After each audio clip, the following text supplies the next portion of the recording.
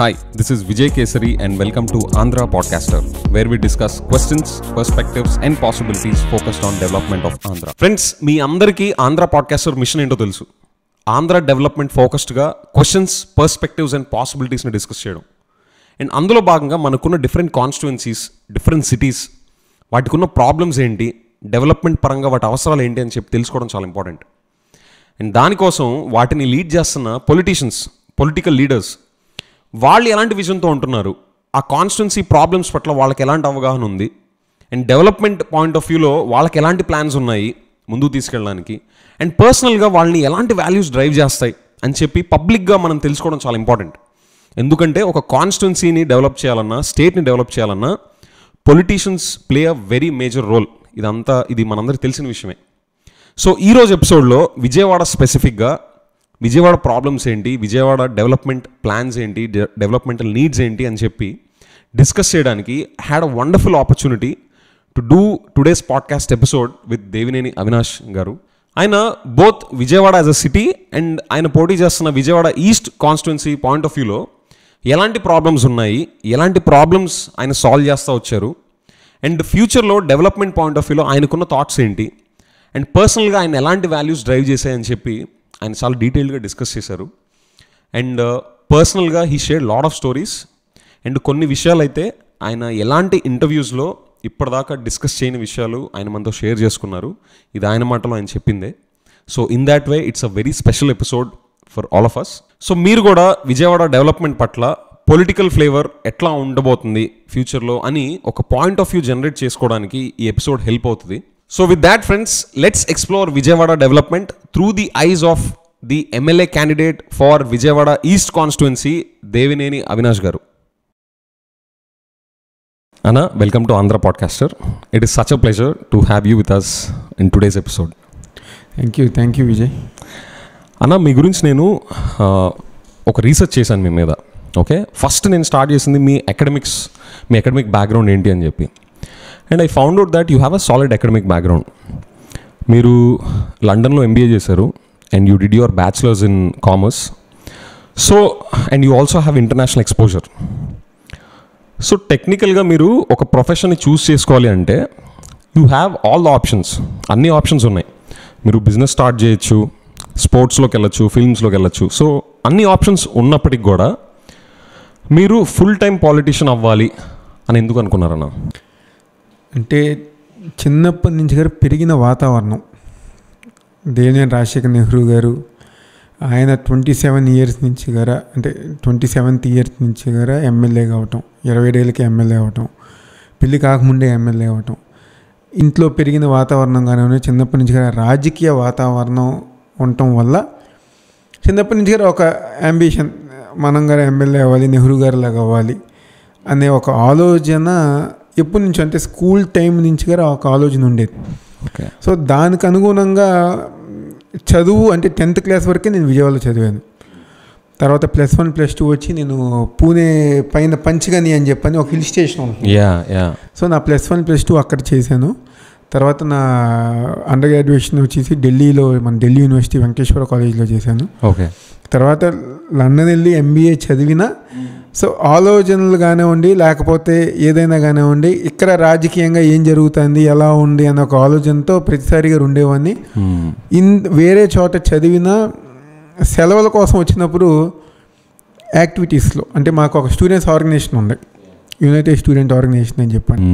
So దాంట్లో participate చేస్తాం, వాళ్ళ మీటింగుల్లో పార్టిసిపేట్ చేస్తాం, వాళ్ళ ర్యాలీస్లో పార్టిసిపేట్ చేస్తాం. స్టూడెంట్స్ రిలేటెడ్ యాక్టివిటీస్లో ఎప్పుడైతే యాక్టివ్గా ఇన్వాల్వ్ అయ్యానో, సో రాజకీయాల్లోకి రావాలి అని చెప్పిన ఒక కోరికతో ఉండేది. అదేవిధంగా నెహ్రూ గారి సిద్ధాంతం గారు అదే. ఇందాక మీరు చెప్పారు, మీకున్న చదువు బ్యాక్గ్రౌండ్ కానీ బిజినెస్ చేసుకోవచ్చు, లేకపోతే వేరే వెళ్ళొచ్చు అని. Absolutely. 2012 or 11 somewhere around UK నుంచి వచ్చిన తర్వాత నువ్వు రాజకీయాల్లోకి వెళ్తావా, వ్యాపారం చేసుకుంటావా అన్నారు అని అడిగారు. అడిగితే నేను 2 చేస్తాను, రాజకీయాల్లో ఉంటాను, వ్యాపారంలో ఉంటాను, వ్యాపారం చేస్తాను అంటే, నేను నా 35 సంవత్సరాల రాజకీయ జీవితంలో రాజకీయంగానే ఉన్నాను. నేను వ్యాపారాలు కానీ లేకపోతే డబ్బులు సంపాదిద్దాం కానివ్వండి, వ్యాపారం రాజకీయం ద్వారా డబ్బులు సంపాదిద్దాం అనే ఆలోచన ఏ రోజు గారు లేదు. నువ్వు రాజకీయాల్లో ఉండాలి అనుకుంటే నీ జీవితం ప్రజానికానికి, రాజకీయానికి, నీ అనుకునే వాళ్ళకి నువ్వు స్పెండ్ చేస్తేనే నువ్వు రాజకీయాల్లోకి రా.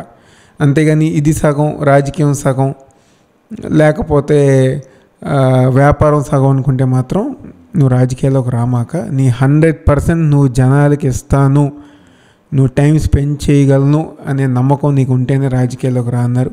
సో అప్పుడున్న ఆలోచనల మేరకు, కోరిక మేరకు రాజకీయాలే, పాలిటిక్సే చూజ్ చేసుకున్నాను. ఆ రోజు నుంచి అంటే అరౌండ్ 2013-14లో సమైక్యాంధ్ర ఉద్యమం ఈ రోజు దాకా 11 ఇయర్స్లో నేను రాజకీయంగా 2 సార్లు ఓడిపోయినా. 2014 and 2019 2 సార్లు నేను ఓడిపోయినా. ఈ రోజుకి గారు నేను జనాల మధ్య తిరుగుతా. నేను ఏదో 2 సార్లు ఓడిపోయాను కదా అని చెప్పని నేను ఏ రోజు గారు రాజకీయాన్ని లేకపోతే జనాల్ని వదిలేసి నా పని నేను చూసుకుందాం అని చెప్పని నేను ఏ రోజు అనుకోలే. 11 ఇయర్స్ ప్రతిరోజు గారు జనాల్లో నెహ్రూ గారు చనిపోయారు, అయినా నేను రాజకీయం వదులుకోలే, జనాలను వదల్లా. ఓడిపోయాను అయినా నేను పాలిటిక్స్ వదలలేదు, జనాల్ని వదలలేదు. 11 ఇయర్స్గా ప్రతిరోజు ఉదయం లేచిన దగ్గర నుంచి మళ్ళీ సాయంత్రం నిద్రపోయేంత వరకు గారా జనాలు జనాలు జనాలు జనాలు అనే ఇదిలోనే ఉన్నాను. కానీ ఏ రోజు గారు వేరే చేద్దాంలే, ఎందుకులే అని చెప్పి ఒక్క ఆలోచన ఈ రోజుకి గారు రాలే, ఇంకెప్పుడు రాదు. లైఫ్ లాంగ్ ఈ విజయవాడ కాన్స్టిట్యున్సీలో, లైఫ్ లాంగ్ ఈ ఏరియాలో నెహ్రూ గారు ఏ విధంగా అయితే 5 సార్లు ఎమ్మెల్యే అయ్యారో ఆ విధంగా రాబోయే రోజుల్లో నేను గారు 5 సార్లు ఎమ్మెల్యే కావాలని ఒక టార్గెట్ జగన్మోహన్ రెడ్డి గారి నాయకత్వంలో ఆ విధంగానే ముందుకెళ్తా. షూర్ అన్న, what you said is very, అంటే చాలా ఇంపాక్ట్ఫుల్. ఎందుకంటే 11 ఇయర్స్ ఈ రోజుల్లో యూత్ కూడా అంతా క్లిక్ కల్చర్లోకి అలవాటు పడిపోయి ఈరోజు మనం అటెంప్ట్ చేస్తే రేపు మనకు సక్సెస్ వచ్చేయాలి అన్న కల్చర్ మనకు అందరికీ ఇది తెలిసిందే.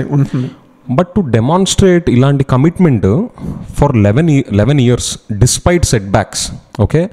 అండ్ నేను ప్రీవియస్ ఎలక్షన్స్ గురించి కూడా నేను నెంబర్స్ ఇస్తాను. That was very interesting. You gave a tough fight before getting there.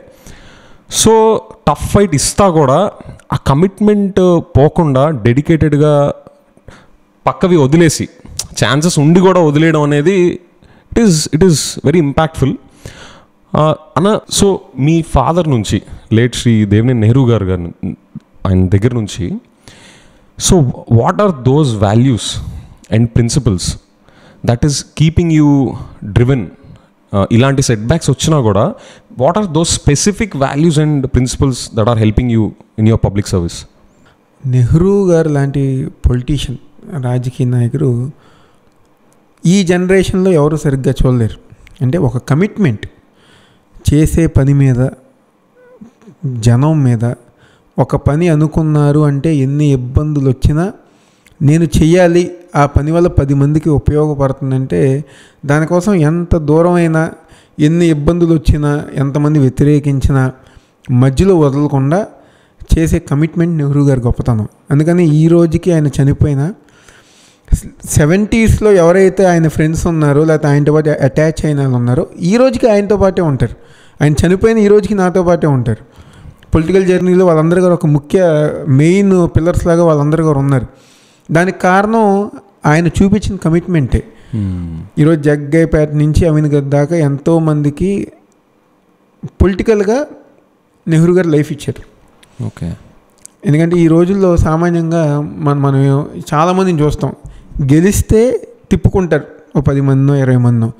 ఓడిపోయారు అనుకోండి, మీకు నాకు సంబంధం లేదు, మేము వెళ్ళిపోతాం, హైదరాబాద్ వెళ్ళిపోతాం, లేకపోతే ఇంకెక్కడికి వెళ్ళిపోతాం అని చెప్పని వెళ్ళి వాళ్ళ పర్సనల్ పనులు చూస్తారు. కానీ నెహ్రూ గారిలో ఉన్న గొప్పతనం, ఆయన గెలిచినా ఓడినా తన అనుకునే మనుషుల్ని కమిట్మెంట్తో ఎవరైతే ఉన్నారో వాళ్ళందరిని గారు పైకి తీసుకొచ్చారు ఆయన. అదే ఆయన గొప్పతనం. అంటే రాజకీయాల్లో వాల్యూస్ పరంగా చూసుకుంటే ఆయనలో ఉన్న కమిట్మెంటు, ఒక్క వ్యక్తిని కనుక నమ్మితే, లేకపోతే ఒక వ్యక్తి ఎవరైనా ఆయన్ని నమ్మితే ఎంత దూరమైనా వెళ్ళి అతని కోసం నేను నిలబెడతా అని చెప్పిన ఏదైతే ఆ అష్యూరెన్స్ ఉందో అదే ఈరోజు మా అసెట్.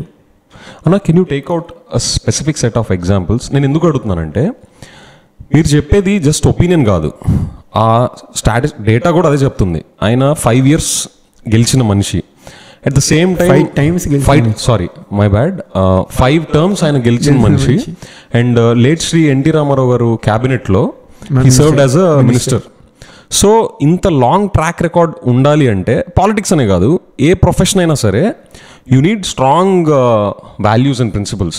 సో ఇప్పుడు మీరు ఈయన డెమాన్స్ట్రేట్ చేసిన ఏమైనా స్పెసిఫిక్ ఎగ్జాంపుల్స్ మీరు డిస్కస్ చేయగలనా? అంటే వ్యక్తుల పరంగా అంటున్నావు కదా నువ్వు. Any instances historically, you know the way he supported his followers, supporters, despite ఒడిదొడుకులు వచ్చినా కూడా ఆ ఇన్స్టెన్సెస్ ఏమన్నా రిఫరెన్స్ ఇవ్వగలరా? ఇప్పుడు ఆయన 83లో ఎమ్మెల్యే అయ్యారు. 83, 85 నుంచి 2009-14 దాకా ఆయన పాలిటిక్స్లోనే ఉన్నారు. ఎంతోమందికి ఆయనలో ఉన్న గొప్పతనం ఈరోజు జగన్మోహన్ రెడ్డి గారు ఏదైతే చెప్పుతున్నారో, నా ఎస్సీ, నా బీసీ, నా మైనారిటీ, నా ఎస్టీ అని చెప్పని ఏ విధంగా అయితే చెప్పుతున్నారో, అది నెహ్రూ గారు ఆ రోజుల్లోనే గ్రహించి విజయవాడ నగరంలో ఎవరైతే అంటే ఈ SC, ST, BC, minority leaders ఎవరైతే ఉన్నారో వాళ్ళందరినీ పైకి తీసుకొచ్చారు. వాళ్ళందరికీ కార్పొరేటర్ గానో, జెడ్పీటీసీ గానో, ఎంపీపీలు గానో, సర్పంచ్లు గానో ఒక వాల్యూ. ఈరోజు వాళ్ళ పదవుల్లో ఉన్నా లేకపోయినా స్టేజ్ మీద పిలుస్తున్నారంటే అదిగో మాజీ కార్పొరేటర్ గానో, మాజీ డిప్యూటీ మేయర్ గానో, లేకపోతే కార్పొరేటర్ గానో, జెడ్పీటీసీ గానో, అంటే ఒక వాల్యూస్ ఆయన చాలామందికి ఇచ్చారు. Development of city.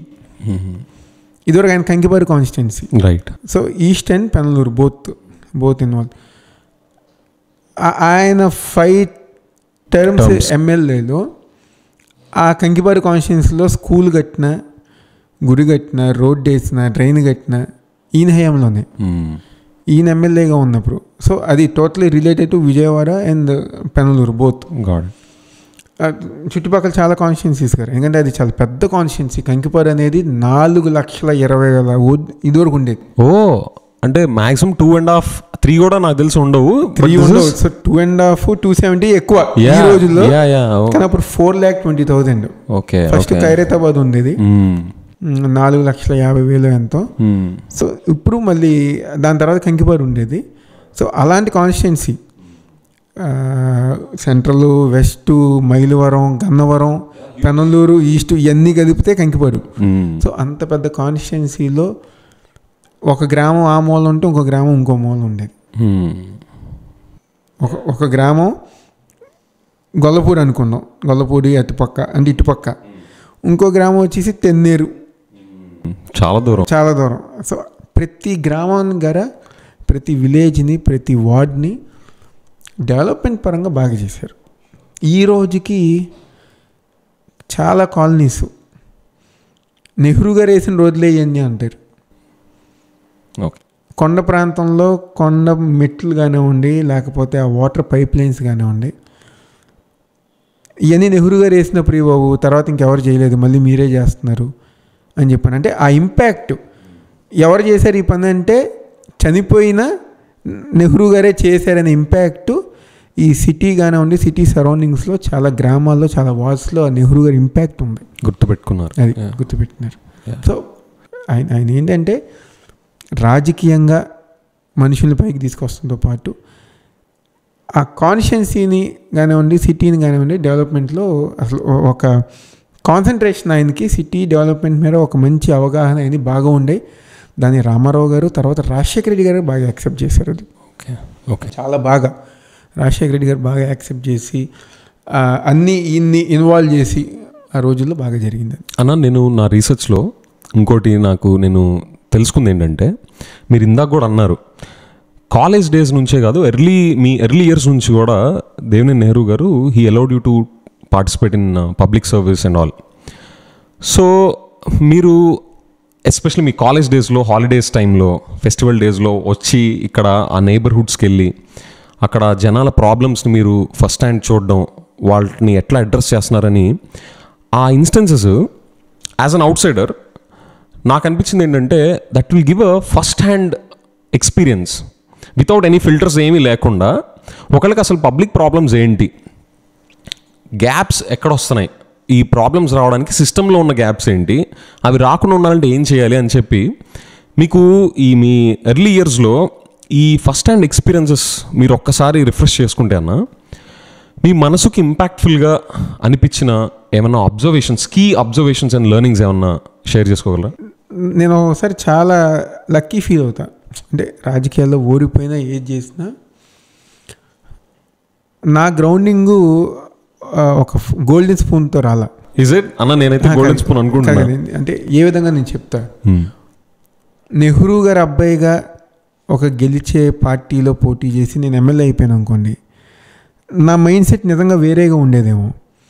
కానీ అంటే నెహ్రూ గారు నాకు అలవాటు చేసింది, నేను ఎప్పుడైతే రాజకీయాల్లో ఉన్నానో లేకపోతే ఇలా సెలవుల్లో మధ్యలో వచ్చినప్పుడు ఒకటే చెప్పారు, నువ్వు ఒక రూమ్లో నువ్వు పడుకోతాం కాదు, నువ్వు ఒకసారి బయటికి వెళ్ళి జనాల్లోకి వెళ్ళి ఒక రూమ్లో 10 మంది పడుకునే వాళ్ళు గారు చాలామంది ఉంటారు, వాళ్ళ కష్టాలు వాళ్ళ బాధలు తెలిస్తేనే నీకు ఆ గ్రౌండ్ రియాలిటీ అర్థమవుతుంది. నువ్వేదో నెహ్రూ కొడుగ్గా వెళ్ళిపోయి నువ్వు పోటీ చేసేసి గెలిచేసి నీకు ఆ బాధలు అర్థం కావు అని చెప్పని ఆయన మొత్తం విజయవాడ సిటీ ఆ రోజు ఉన్న ఆయన కాన్స్టిట్యున్సీ పాదయాత్ర చేయించారు.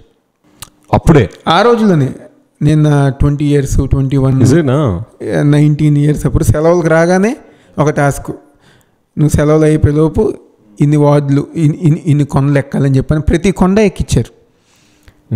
ప్రతి కొండ ఎక్కించారు. సో దానివల్ల ఏమైందంటే జనాల ఇష్యూస్ నాకు తెలుస్తూనే కాదు. ఇప్పుడు నేను వెళ్తాను, వాళ్ళు ఏదో ఒక ఇష్యూ చెప్తారు, నా పక్కన ఒక కార్పొరేటరో లేకపోతే ఎవరో ఒకరు ఉండేవాళ్ళు, వాళ్ళు పరిష్కారం చెప్పేవారు. సో ఆ మైండ్ సెట్ నేను చిన్నప్పటి నుంచి గారు ఓహో ఈ ఇష్యూ వస్తే ఇలా మాట్లాడాలి, ఈ విధంగా సాల్వ్ చేయాలని చెప్పి నాకు ఆలోచన రావటం, అది ఈరోజు నాకు ఎంతో ఉపయోగపడుతుంది. సో ఆ విధంగా ప్లస్ ఇప్పుడు కార్యకర్తలు, నేను అదే సడన్గా వచ్చాను అనుకో, పలానా ఎవరు అంటే అంత పెద్ద పరిచయం ఉండేది కాదు, ఆ క్లోజ్నెస్ వచ్చేది కాదు. కరెక్ట్. ఆయన ఆ విధంగా తిప్పటం వల్ల నాకు ప్రతి నాయకులు ప్రతి కార్యకర్తలు అంటే నన్ను ఓన్ చేస్తున్నారు, నేను వాళ్ళు ఓన్ చేస్తున్నాను, నన్ను వాళ్ళు ఓన్ చేసుకున్నారు. ఆ బాండింగ్ వచ్చింది కాబట్టి ఈరోజు నెహ్రూ గారు చనిపోయినా ఏ ఒక్కరి గారు నన్ను వదలలా. ఇప్పుడు అదే మాకు ఆ బాండింగ్ రాలేదనుకో, సర్లే నెహ్రూ గారు చనిపోయారులే ఇంక ఈ అబ్బాయితో మనకేం సంబంధం అని చెప్పని చాలామంది వెళ్ళిపోవచ్చు. వెరీ వెరీ ట్రూ అన్న. ఆ డిస్కనెక్ట్ ఉండేది. కానీ ఎప్పుడైతే ఆయన నన్ను వాళ్ళందరితో అలవాటు చేయించారో, వాళ్ళు మన కోసం ఎవరైతే పనిచేసే వాళ్ళు ఉన్నారో వాళ్ళు ఫ్యామిలీ మెంబర్స్, నువ్వేదో పొలిటికల్గా ఆలోచించమాక వాళ్ళని ఓన్ చేసుకోవాలని చెప్పి ఆయన ఏదైతే చెప్పారో ఆ బాండింగ్ వచ్చింది కాబట్టే ఈరోజు నేను ఇబ్బందుల్లో ఉన్నా లేకపోతే నాకు ఏ కష్టం వచ్చినా ఎవరు వదల్లా, అలాగే మెయింటైన్ చేశారు. కాబట్టి అదే ఆ బాండింగ్ లేదనుకో, నిజంగా చాలామంది 50% మెంబర్స్ నెహ్రూ గారు లేరులే ఇంకా అబ్బాయితో మనకెందుకు లేని చెప్పి చాలామంది వెళ్ళిపోయేవారు. కానీ ఈ రోజు గారు ఎవరు ఒక్కళ్ళు వెళ్ళలేదంటే ఆ రోజు అంటే నెహ్రూ గారు చాలా ఫార్వర్డ్గా ఆలోచించారు. మన గ్రౌండింగ్ అనేది ఏదో శరంగా దిగిపోయి వెళ్ళిపోవటం కాదు. కరెక్ట్. ఈ రాజకీయాల్లో కష్టాలు వచ్చినా ఈ నిలబడాలి అనే ఒక ఆలోచనతో ఆయన చేశారు. కాబట్టి ఈ రోజుకి అంటే ఓడిపోయిన ఒక స్ట్రాంగ్ మైండ్ సెట్ దానికే ఉంటుంది. నేను అది అలవాటు చేసుకోలేదు అనుకోండి, నాకు ఇంత స్ట్రాంగ్ మైండ్ సెట్ ఉండేది కాదు. ఈరోజు నేను సమైక్యాంధ్ర ఉద్యమం 1,00,000 మంది విద్యార్థులతో మీటింగ్ పెట్టా, టాప్ లెవెల్కి వెళ్ళా. కానీ కాంగ్రెస్ పార్టీ ఓడిపోతుందని చెప్పి తెలిసినా నేను కాంగ్రెస్ పార్టీలో నేను పోటీ చేసాం, నెహ్రూ గారు పోటీ చేశారు, ఆయనే చేశారు, నాతోనే చేయించారు. ఎందుకు? కమిట్మెంట్. అరే నేను కష్టాల్లో ఉన్నప్పుడు కాంగ్రెస్ పార్టీ నన్ను ఆదుకుంది, సో పార్టీ కష్టాల్లో ఉన్నప్పుడు నేను వేరే పార్టీ వైపు వెళ్ళిపోతే ఎలా అని చెప్పిన ఒక ఉద్దేశంతో అది చేయించారు. సో అదే నువ్వు అన్నావు కదా గోల్డెన్ స్పూన్ ఎలా కాదు అని చెప్పాను. నేను ఆ రోజు నిజంగా వేరే ఆప్షన్స్ కనుక చూజ్ చేసుకుని ఉంటే నేను ఆ రోజు ఎమ్మెల్యే అయిపోయేవాడిని. కానీ ఓడిపోతుందని చెప్పి తెలిసినా కదా ఆ రోజు మేము కాంగ్రెస్ పార్టీలో పోటీ చేసాం.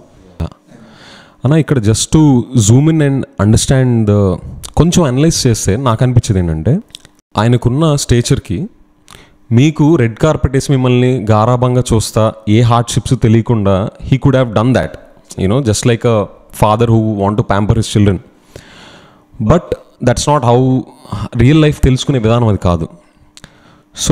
సో ఒక ఫాదర్గా అంటే because I'm also father, I want to pamper, నా పాపని నేను ప్యాంపర్ చేయాలని ఇష్టపడతా ఉంటాను. అట్ ద సేమ్ టైం నాకు ఒక కన్సర్న్ ఏంటంటే లేదు గారాబం చేస్తే లైఫ్ని రియల్గా చూసే విధానం తెలీదు. సో ఆ గారాబం వద్దు అనడంలో కూడా మన బాధ ఉంటుంది as a father.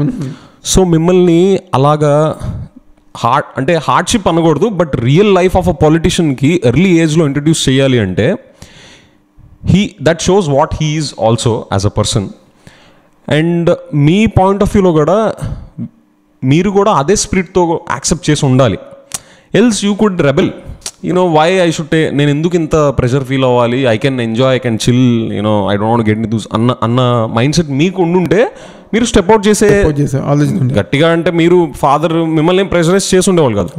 So Zoom in చేసి చూస్తే నాకు అనిపించేది ఏంటంటే ఇట్స్ ప్రాబ్లీ ఆ వాల్యూస్ వల్ల నాకు ఎందుకు వాల్యూస్ మీద నేను ఇనీషియల్గా ఎంఫసైజ్ చేస్తున్నాను అంటే అన్న, ఇది ఈ పాడ్కాస్ట్ యూత్ చూస్తా మనం ఒక లీడర్షిప్ ఇనిషియేటివ్ని డెమాన్స్ట్రేట్ చేయాలి అంటే జస్ట్ గ్లామర్ అయినా వచ్చే పోస్టో లేకపోతే వచ్చే శాలరీ అయినా, లేకపోతే అండర్ ద స్కిన్ చూడాల్సిన లైఫ్ ఏంటి, నడవాల్సిన ఫాలో అవ్వాల్సిన ప్రిన్సిపల్స్ ఏంటి అనేది కూడా ఆంధ్ర రియల్ డెవలప్మెంట్కి అది కావాలి. ఈరోజు యూత్కి అది చాలా ఇంపార్టెంట్. సో నేను మీ గురించి రీసెర్చ్ చేస్తున్నప్పుడు ఫాదర్ అండ్ సన్లో ఆ రెజొనెన్స్ నాకు అనిపించింది. I might be wrong for another person, but నాకు అనిపించిన పాయింట్ అది. సో ఐ థింక్ మిమ్మల్ని కొంచెం జూమ్ ఇన్ చేస్తే ఆ సింక్రొనైజేషన్ కనిపించింది అన్న. That is very important for us to take away. అన్న మీరు ఇప్పుడు పోటీ చేస్తున్న కాన్స్టిట్యుయెన్సీ ఏది? East constituency, Vijayawada east.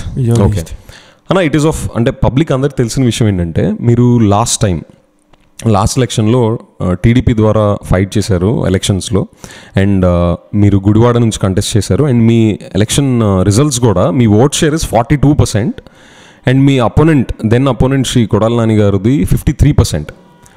So ఇది నేను చెప్పనవసరం లేదు, ఎవరైనా డేటా చూస్తే తెలిసేది ఏంటి అంటే మీరు బై డిఫాల్ట్ చాలా టఫ్ ఫైట్ ఇచ్చారు అని చెప్పేసి ఆ numbers it self is telling that story. So I'm curious what made you, అంటే మీరు ఎందుకని టీడీపీ నుంచి వైసీపీకి స్విచ్ అయ్యారన్నా? నువ్వు చెప్పిన 42% ఉంది, అది కేవలం 27 డేస్లో వచ్చింది నాకు. 27 days అంతే. Okay, could you please elaborate on that అన్న? April 11th పోలింగ్ అయితే నేను బీఫామ్ తీసుకుని గురువార కాన్స్టిట్యున్సీలోకి ఎంటర్ అయింది March 12th or 13th. Okay, why did that happen? అప్పుడే నన్ను పంపించింది. ఓకే. అది ఎందుకు జరిగిందంటే నువ్వు చెప్పావు కదా ఏంటి మార్పులు ఎందుకు వదిలేశారు ఏంది అని చెప్పని. సో 2016లో మామూలుగా అసలు బేసిక్గా నెహ్రూ గారు వైఎస్ఆర్ కాంగ్రెస్ పార్టీలోకి వద్దామనుకుని కొన్ని మాట్లాడుకోవటం జరిగింది. సో కొన్ని ఇష్యూస్ వల్ల ఎందుకు అది బ్రేక్ అయింది. ఆ బ్రేక్ అయిన టైంలో తెలుగుదేశం వాళ్ళు అప్రోచ్ అవటం, సరే పొలిటికల్గా మనకు గారు ఒక బేస్ ఉండాలి, మన వాళ్ళకి గారు ఒక బేస్ ఉండాలని ఒక ఉద్దేశంతో నిర్ణయం తీసుకోవడం జరిగింది. సో చంద్రబాబు నాయుడు గారికి నెహ్రూ గారికి జరిగిన డిస్కషన్లో ఏదర్ ఈస్ట్ ఆర్ పెనలూరు ఇస్తానని చెప్పని డిస్కషన్ జరిగింది. వెలంగూడ్ అంతా బాగానే ఉండి మా బ్యాడ్లకి ఏంటంటే నెహ్రూ గారు చనిపోయిన తర్వాత ఎప్పుడైతే ఇంక ఎలక్షన్లు వచ్చినాయి అన్నీ వెళ్ళినప్పుడు ఈస్ట్ పెనలూరు గారు మీరు గురువారం వెళ్ళాలని చెప్పని మమ్మల్ని ఇన్సిస్ట్ చేస్తాం జరిగింది. సో అప్పుడున్న పరిస్థితుల్లో ఎందుకంటే మేము కమిట్మెంట్ బాగా ఒక వ్యక్తిని నమ్మినా ఒక వ్యవస్థను నమ్మినా కమిటెడ్కి వెళ్తాం కాబట్టి చివరి నిమిషంలో ఒప్పుకోక తప్పలేదు, ఒప్పుకుని అంటే అన్ని విధాలుగా ఈరోజు అక్కడ నేనేదో మామూలుగా వెళ్ళిపోయి పోటీ చేయాల. హ్యూజ్ ఫైనాన్షియల్ అంటే ఎవరు ఎక్స్పెక్ట్ చేయలేని విధంగా అప్పులను ఆస్తులు అమ్ముకుని అన్నీ చేసి ఆ టఫ్ ఫైట్ అనేది ఇచ్చాం. ఇక్కడ నుంచి దాదాపుగా చాలామంది వచ్చి హెల్ప్ చేసి అంత tough fight. Because you are committed. That's the only thing. Committed. లేకపోతే నేను నిజంగా ఆ రోజు వద్దు నాకు ఇక్కడ వద్దు, నేను వేరే వైసీపీకి వైఎస్ఆర్ కాంగ్రెస్ పార్టీకి వెళ్తే నాకు ఇంకా బెటర్ ఆప్షన్ ఉంది, నేను ఆ రోజు వెళ్ళిపోయేవాడిని. నేను ఈ ఎమ్మెల్యేనో ఎంపీ ఆ రోజు అయిపోయేవాడిని. కానీ ఒక కమిట్మెంట్గా నిర్ణయం తీసుకోవడం జరిగింది. ఓడిపోయినా నేను బాధపడలా. కానీ నా ఆలోచన ఏంటంటే నేను 5 సార్లు ఎమ్మెల్యే అవ్వాలి. మా బేస్ అంతా గర విజయవాడ సిటీ ఆ చుట్టుపక్కల, విజయవాడ సిటీ ఆ చుట్టుపక్కల ఉంటుంది. సో నన్ను ఎక్కడికో తీసుకెళ్ళిపోయి అంటే ఈ సిటీకి దూరంగా ఉండాలన్న ఒక ఆలోచన నాకు లేదు. సో అదే నేను కన్వే చేసి ఎలక్షన్ అయిపోయిన తర్వాత చంద్రబాబు నాయుడు గారికి, తప్పకుండా చూద్దాం, పాత కాన్స్టిట్యున్సీల ప్రకారమే ఈస్ట్ ఆర్ పెనలూరు ప్రకారమే చూద్దాం అని చెప్పటం. మళ్ళీ మాట మార్చి గన్నవరం నుంచి వంశీ గారు వెళ్ళిపోతే నువ్వు గన్నవరం వెళ్తాం, నువ్వు గన్నవరం వెళ్ళని చెప్పటం, అక్కడ నేను అఫెండ్ అయ్యా. అంటే చివరి నిమిషంలో ఒక షాట్కి పంపించారు, అన్ని వనరులు పెట్టి నేను పోటీ చేశాను, ఓడిపోయాను, అయినా పర్వాలేదు. మళ్ళీ ఒకటి అన్నారు, అది లేదు, మళ్ళీ ఎవరో వెళ్ళిపోతున్నారని చెప్పి నన్ను ఇంకో ప్రదేశానికి పంపిస్తున్నారు.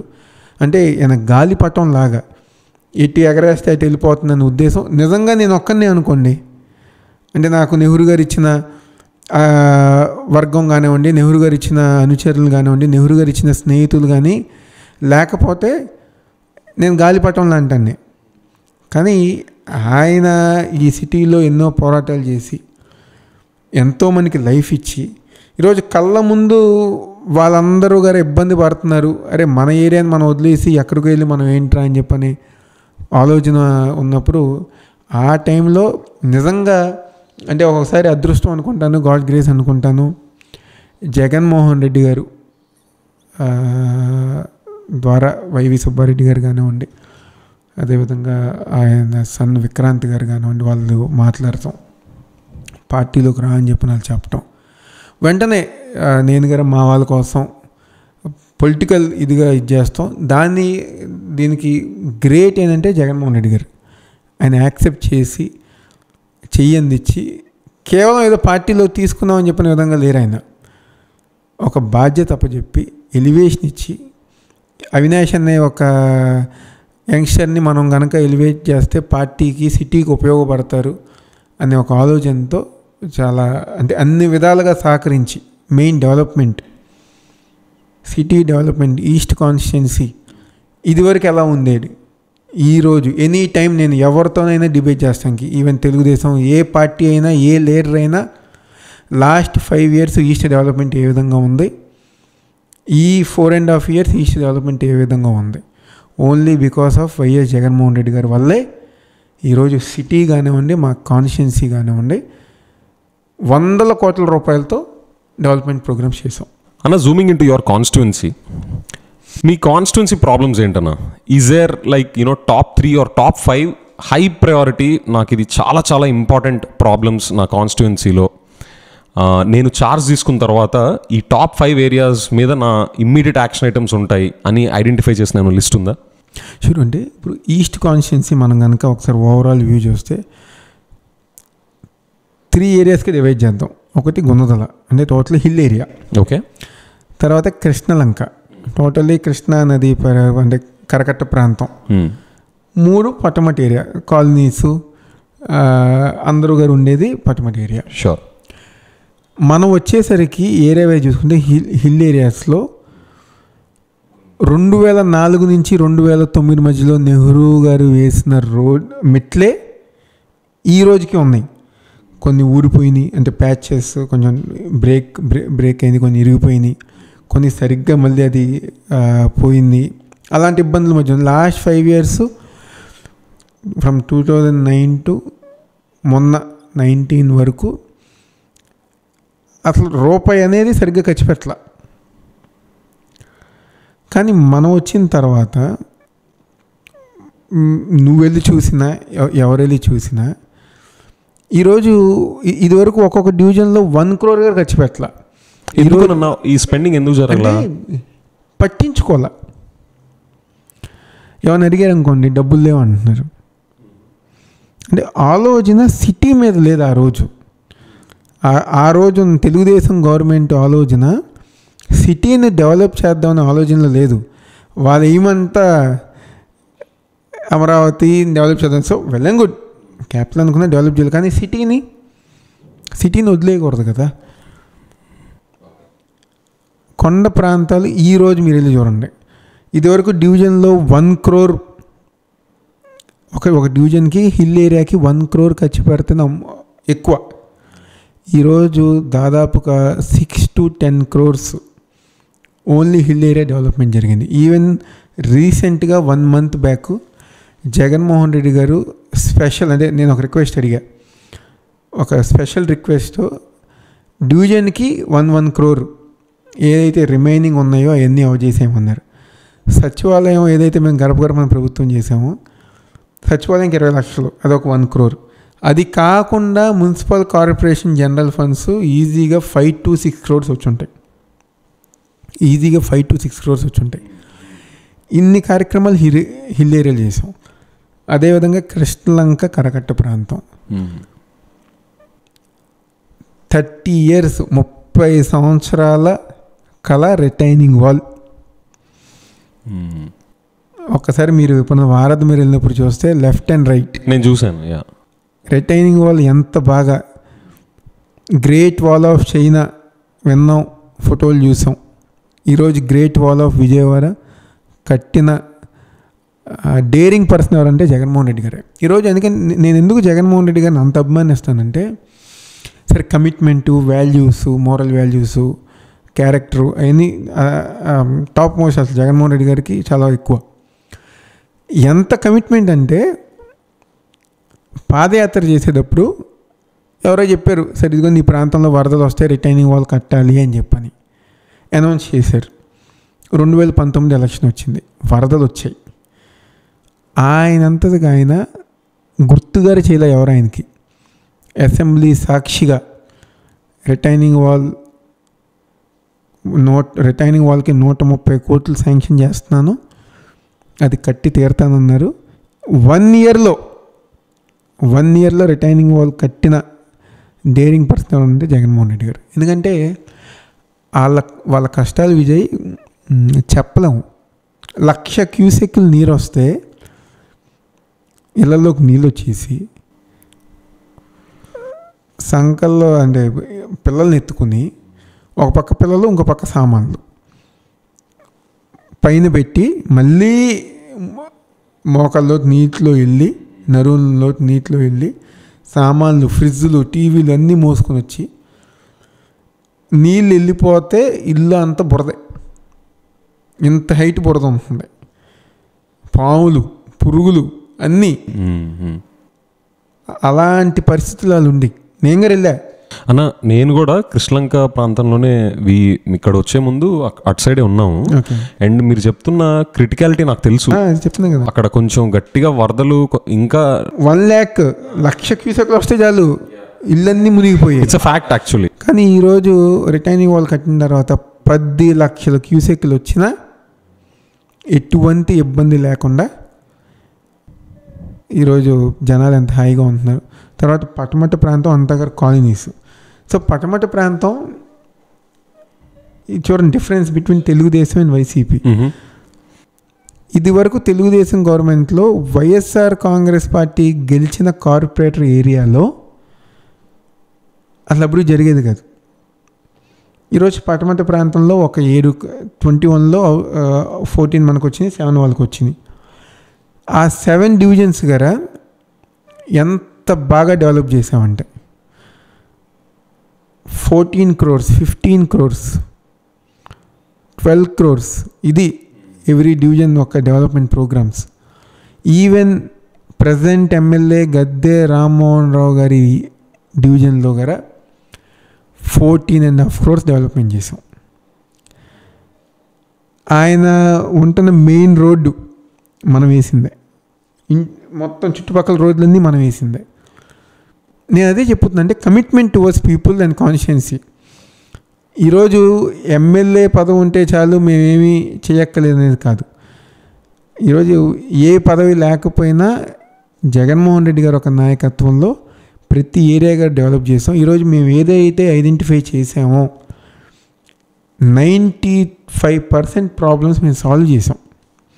నేను ఇన్ఛార్జిగా ఛార్జ్ తీసుకున్నప్పుడు ఏ మేజర్ ప్రాబ్లమ్స్ అయితే మేము ఐడెంటిఫై చేసామో, ఇళ్ళ పట్టాలు కానివ్వండి, డెవలప్మెంట్స్ కానివ్వండి, వాళ్ళకి కావాల్సిన మేజర్ థింగ్స్ మౌలిక సదుపాయాలు కానివ్వండి, ప్రతి ఒక్కటి గారా 95% జగన్మోహన్ రెడ్డి గారి నాయకత్వంలో మేము జనాలకు అందజేస్తాం జరిగింది. ఓకే. సో అన్న, ఇప్పుడు మీరు చెప్పిన గుణదల, కృష్ణలంక, పటమట ఏరియాస్లో హిల్లీ మన కొండ ప్రాంతాలకు సంబంధించిన డెవలప్మెంట్ యాక్టివిటీస్ ఏంటి, అండ్ కృష్ణలంకకి సంబంధించి ఆ కరకట్ట కట్టడం అవ్వచ్చు, రిటైనింగ్ వాల్, అండ్ పటమటకు సంబంధించి 14.5 crores మీరు ఖర్చు పెట్టి డెవలప్ చేయించడం ఒక్కొక్క డివిజన్లో, ఈచ్ డివిజన్కి 14. ఓకే. సో ఇప్పుడు ఇదంతా కూడా ఇట్ ఈస్ యువర్ పర్ఫార్మెన్స్, ఇప్పుడు దాకా జరిగిన పర్ఫార్మెన్స్. సో ఇప్పుడు మీరు ఛార్జ్ తీసుకున్న తర్వాత టాప్ ప్రాబ్లమ్స్ ఏమైనా, టాప్ 3, టాప్ 5 ఏమైనా ఉన్నాయా which you want to attack right away? అంటే చెప్తున్నాం కదా మీకు, కాన్స్టిట్యున్సీ స్వరూపం బట్టి 5, 6 చెప్పలేము. Each division has one major problem. Got it. Okay. ఒక్కొక్క డివిజన్లో ఒక్కొక్క మేజర్ ప్రాబ్లం ఉంటుంది. అలాగా ప్రతి డివిజన్లో ఉన్న మేజర్ ప్రాబ్లమ్స్ మనం సాల్వ్ చేసాం. సో చెప్పాం కదా, ఇప్పుడు ఓవరాల్గా కొండ ప్రాంతంలో ఏంటి, మెట్లు కావాలి, పట్టుకోవడానికి రైలింగ్లు కావాలి, వాటర్ పైదాకా రావాలి, డ్రైనేజ్ బాగుండాలి. మేజర్ వాళ్ళు అడిగేది అదే. కృష్ణలంక ప్రాంతం ఏంటి, రిటైనింగ్ వాల్స్. మా కరకట్ట ప్రాంతం డ్రైనేజు ఇవన్నీ బాగుండాలి, ఎందుకంటే అంతగా చిన్నగా ఉంటాయి. కాలనీ ప్రాంతంలో మా పార్కులు బాగుండాలి, మా ఇవన్నీ పెద్ద రోడ్లు ఉండాలి. So every division has one major problem, unique problem. అన్ని డివిజన్ ఒక ప్రాబ్లమే. ఓకే. ప్రతి డివిజన్లో ఉండేది రోడ్స్, వాటర్, డ్రైనేజ్ ఇయే. సో వాళ్ళు ఏ విధంగా చేశారు, మేము ఏ విధంగా చేసాం. ఇదివరకు వర్షం పడితే పెనంనేని పాలిటెక్నిక్ రోడ్డు కానివ్వండి, ఎన్టీఆర్ సర్కిల్ కానివ్వండి, తర్వాత మదర్ తెరిసా స్టాచ్యూ దగ్గర కానివ్వండి, ఆటోనగర్ ఏపీఐసి కాలనీ దగ్గర కానివ్వండి, ఆ డ్రైనేజ్ ఫ్లో సరిగ్గా వెళ్ళలేకపోవటం వల్ల తెలుగుదేశం గవర్నమెంట్లో ఆ ఎల్ఎన్టీ కంపెనీకి ఇచ్చేసి వాళ్ళు సరిగ్గా చేయకుండా ఉండటం వల్ల వర్షం పడితే 5-6 రోజులు నీళ్ళు అలా రోడ్డు మీద నిలిచేయి. ఓకే. కానీ ఈరోజు ఎంత పెద్ద వర్షం అన్నా పడినా ఉండే, కేవలం half day maximum by 1 day మీకు ఆ వాటర్ వెళ్ళిపోయే వాటర్ ఫ్లోని ఈరోజు విజయవాడ మున్సిపల్ కార్పొరేషన్లో మేము బాగు చేస్తాం జరిగింది. ఈరోజు నీళ్ళే నిలవు, ఓన్లీ ఒక half day, maximum by 1 day. Next day కల్లా మొత్తం క్లియర్. సో అంత ఫాస్ట్గా ఈరోజు ఇవన్నీ చేస్తాం కదండి. సో సో మేజర్ ప్రాబ్లమ్స్ 95% అన్నీ చేసాం. ఉంటాయి చిన్న ప్రాబ్లమ్స్, ఇంకా వేరే చాలా ప్రాబ్లమ్స్ ఉండొచ్చు. అవన్నీ గారు రాబోయే రోజుల్లో జగన్ గారు మళ్ళీ ముఖ్యమంత్రి అవుతారు. ఈ కాన్స్టిట్యున్సీ మళ్ళీ వైఎస్ఆర్ కాంగ్రెస్ పార్టీ జెండా ఎగిరేసి అవన్నీ గారు మేమే చేస్తాం. షూర్ అన్న. నెక్స్ట్, మన ఏ సిటీ అన్న బిజినెస్కి ఫ్రెండ్లీగా అవ్వాలన్నా, డెవలప్మెంట్ పాయింట్ ఆఫ్ వ్యూలో ఒక ఫ్రెండ్లీ బిజినెస్ అట్మాస్ఫియర్ ఉండాలి అంటే అక్కడ లా అండ్ ఆర్డర్ కూడా చాలా స్ట్రిక్ట్గా గవర్న్ చేయడం, మానిటర్ చేయడం, మెయింటైన్ చేయడం అనేది చాలా important. So compare to current state of affairs, current state of law and order, ఇప్పుడు మీరు ఛార్జ్ తీసుకున్న తర్వాత do you have any thoughts of ఇంకా మన law and order point of వ్యూలో ఇంకా మనం ఏమైనా మెజర్స్ తీసుకుంటే both citizen services as well as కొత్త బిజినెసెస్, అంటే నేను ఎలా ఇమాజిన్ చేసుకుంటానంటే నా స్వార్థంతో as a citizen of Vijayawada also, ఇప్పుడు ఇక్కడ ఉన్న వాళ్ళే బిజినెస్ చేయడం కాదు, పక్క స్టేట్స్ నుంచి, పక్క కంట్రీస్ నుంచి కూడా ఇక్కడ చేసుకోవాలన్నంత అంబిషన్ నాకుంది, మీకు తప్పకుండా ఉంటుంది, మనందరికి కూడా ఉంది. సో దానికి మంచి బిజినెస్ క్లైమేట్ ఉండాలంటే లా అండ్ ఆర్డర్ కూడా అదే లెవెల్లో స్ట్రిక్ట్గా మానిటర్ చేయడం అవసరం. So your thoughts on taking the law and order to the next level to facilitate ఈ బిజినెస్ ఫ్రెండ్లీ క్లైమేట్? అంటే విజయవాడ సిటీ నిజంగా చెప్పాలంటే ఈ 5 yearsలో జగన్ గారు ఒక గవర్నెన్స్లో లా అండ్ ఆర్డర్ అంటే పోలీస్ డిపార్ట్మెంట్ చాలా బాగా పనిచేసింది.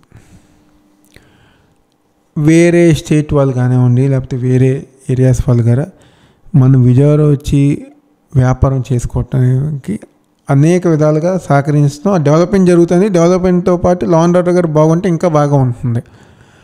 మీ లాస్ట్ 5 years అంటే నేను ప్రతి దాంట్లో లాస్ట్ 5 years అని చెప్తున్నాను కాదు, కానీ బట్ మనం థింక్ చేయాల్సింది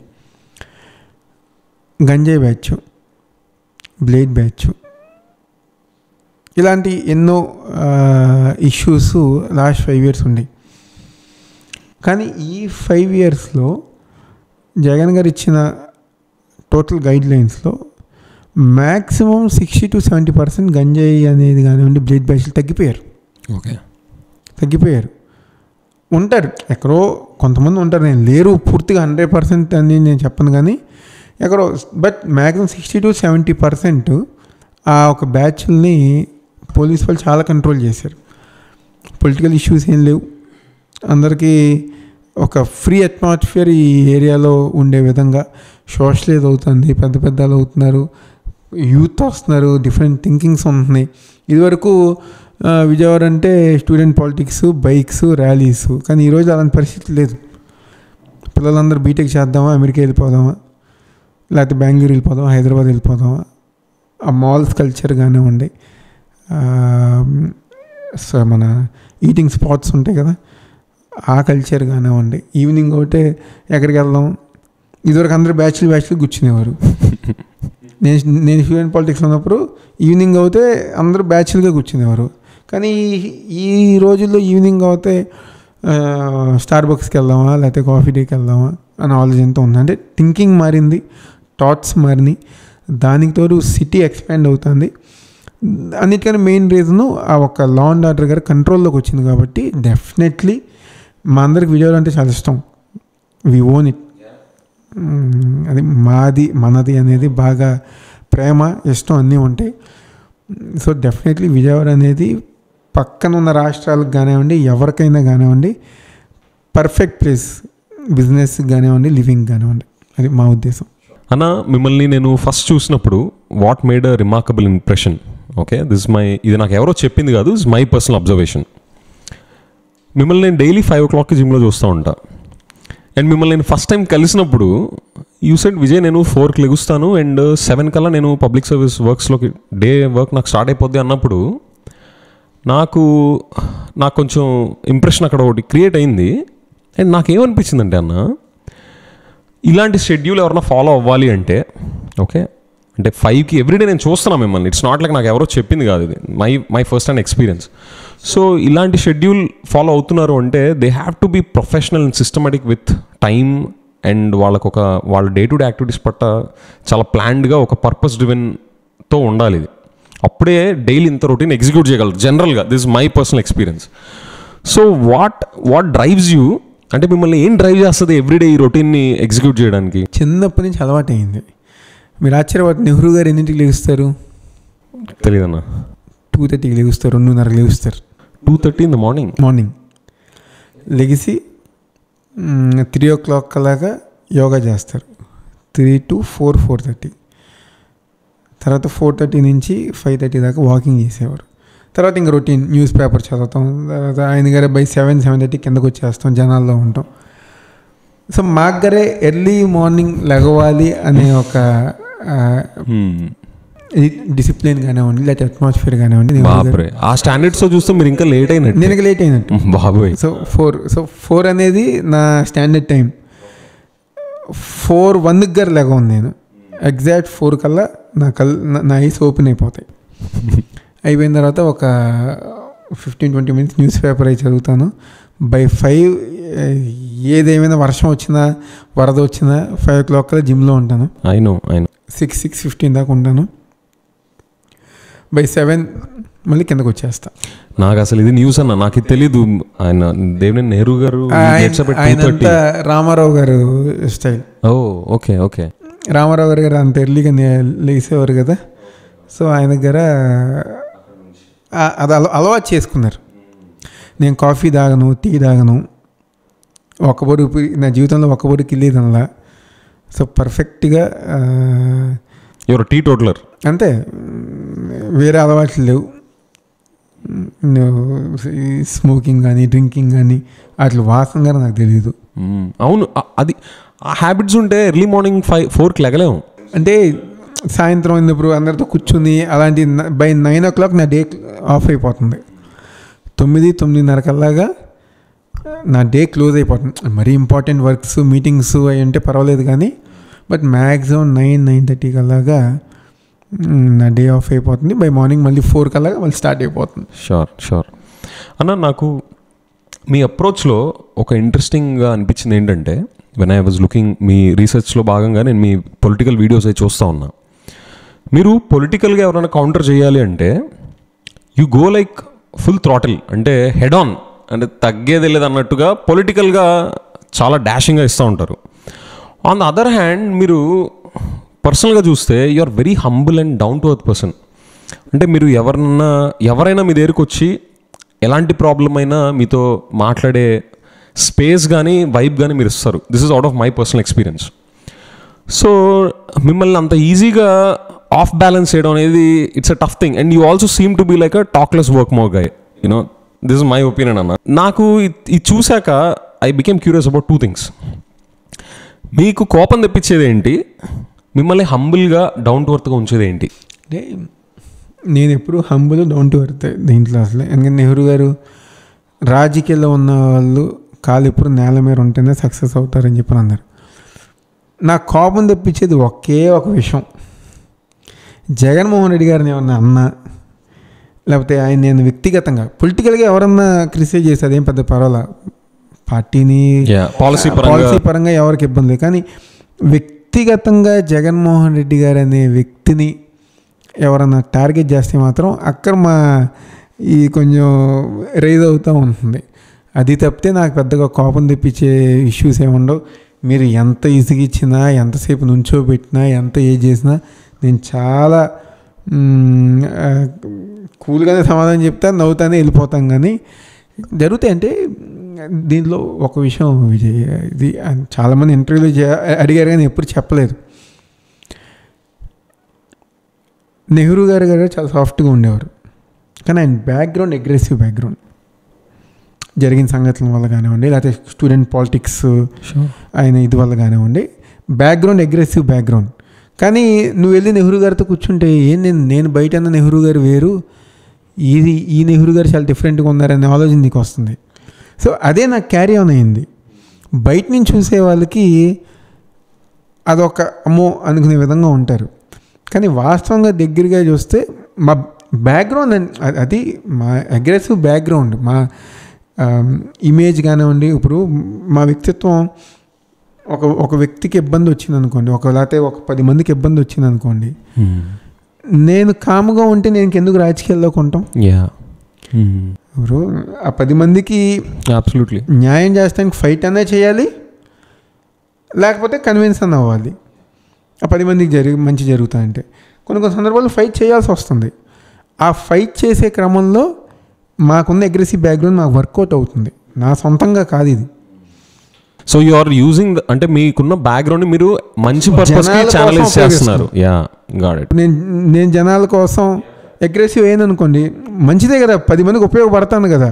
నేను నా సొంతం కోసం, లేకపోతే నాకు డబ్బుల కోసం, నా వ్యాపారం కోసం, లేకపోతే మా ఫ్యామిలీ కోసం నేను అగ్రెసివ్ అవ్వట్లా. ఎవరో 10 మంది జనాల కోసం నేను అగ్రెసివ్ అవుతున్నా, which is right thing.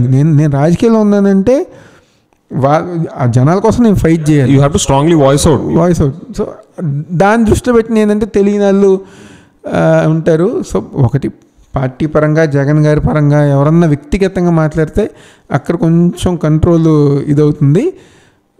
Otherwise అసలు నాకు పెద్ద కోపగించిన సందర్భాలు, నేను ప్రతి ఒక్కరిని పలకరిస్తా, ప్రతి ఒక్కరితోనూ మాట్లాడతా, ఏ పార్టీ అయినా పనిచేస్తా, ఏ క్యాస్ట్ అయినా ఓటేరా నేను ఏ రోజు గారు పట్టించుకోను. వచ్చిన ప్రతి ఒక్కరికి పనిచేసి, ఈవెన్ నా ఎనిమి నా ఇంటికి వచ్చి నాకు ఈ పని కావాలి అన్న, మా ఫాదర్ నేర్పించారు నాకు అదే, నీ శత్రువు నీ ఇంటికి వచ్చి పని జరిగితే చేయకుండా ఎప్పుడు పంపిమాక, చేసి పంపించాను అంటాడు. సో నా ఎనిమి నా ఇంటికి వచ్చి నాకు ఈ పని చేయాలని చెప్పని అడిగినా నేను పని చేసి, ఈరోజు ఎంతోమంది తెలుగుదేశం అవనివ్వండి, ఇంకా వేరే పార్టీస్ అవనివ్వండి, అప్రోచ్ అయిన ప్రతి ఒక్కరు నేను పని చేసి పెట్టాను, పంపిస్తాను. అన్న మీరు పుట్టిందంతా ఇక్కడేనా? మీ స్కూలింగ్ అంతా ఇక్కడేనా? స్కూలింగ్ అంతా విజయవాడే. మీ ఫ్యామిలీ అన్న, I know you are married, kids ఎంతమంది? What are they studying? నాకు 2 పిల్లలు. ఆ పాప ఏమో 4th క్లాస్ మన బ్లూమింగ్ డేల్ స్కూలు, రెండోది బాబు తను యూకేజీ మామూలుగా క్యాంగ్రికిడ్స్ మామూలు ప్లే స్కూల్లోకి వెళ్తాం జరిగింది. మా మిస్సెస్ వచ్చేసి సుధీర అని చెప్పని తను బీటెక్ చూస్తుంది. షీలుక్ అంటే నా కింద ఎన్ని గారు తను చూస్తూ ఉంటుంది. ఈ ఫ్యామిలీకి సంబంధించిన బిజినెస్ కానివ్వండి లేకపోతే ఏమన్నా నెహ్రూ గారు అప్పచెప్పినవన్నీ చూస్తుంది. అంటే మేము చేసింది ఏం లేదు కాబట్టి నెహ్రూ గారు అప్పచెప్పినవన్నీ కొంచెం జాగ్రత్తగా షీ టేక్స్ కేర్. అది ఆయన ఆవిడను మా బావగారు చూస్తారు. మదరు మా సిస్టర్కి 2 పిల్లలు. అది ఇంకా ఆ విధంగా ఉంటుంది. తర్వాత బుచ్చిబాబు గారు అని చెప్పని నెహ్రూ గారితో ఫ్రమ్ 72 మేము మామయ్య ఉంటాం. ఆయన పిల్లలు. ఇది మా ఫ్యామిలీ ఇదంతా ఇలా ఈ విధంగా ఉంటుంది. గాడ్ మన ప్రొఫెషనల్లీ యూనో మనం just like in any sports okay, మన అపోనెంట్స్ స్ట్రెంగ్స్ వీక్నెసెస్ని ఆబ్జెక్టివ్గా అసెస్ చేయడం ఎవాల్యుయేట్ చేయడం అనేది చాలా ఇంపార్టెంట్.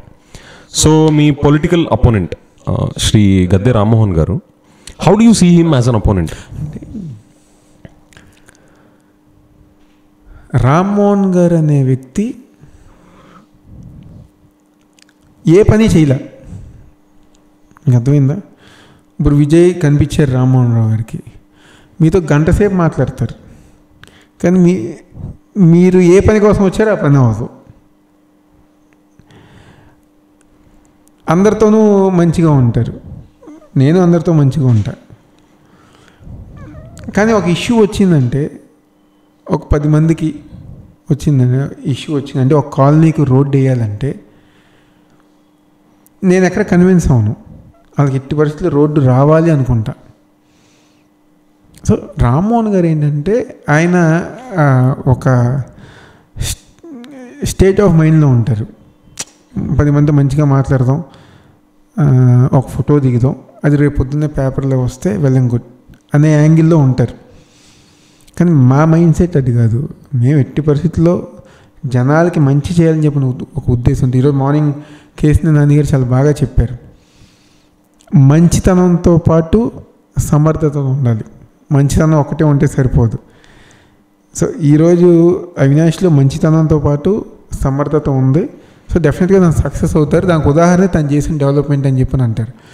సో రామ్మోహన్ గారు ఏంటంటే ఆయన ఒక డిఫరెంట్ స్టేట్లో ఏదో ఫోటో పేపర్లో వచ్చిందా లేదా అనే యాంగిల్లో ఉంటారు, కానీ మంచి చెయ్యాలి అనే యాంగిల్ ఆయన ఉండరు. మాటలో 100 చెప్తారు, 1 గంట సేపు కూర్చోమని నీకు కౌరులు చెప్తారు, 2 గంటలు కూర్చోమని నీకు కౌరులు చెప్తారు, కానీ పని చేయరు.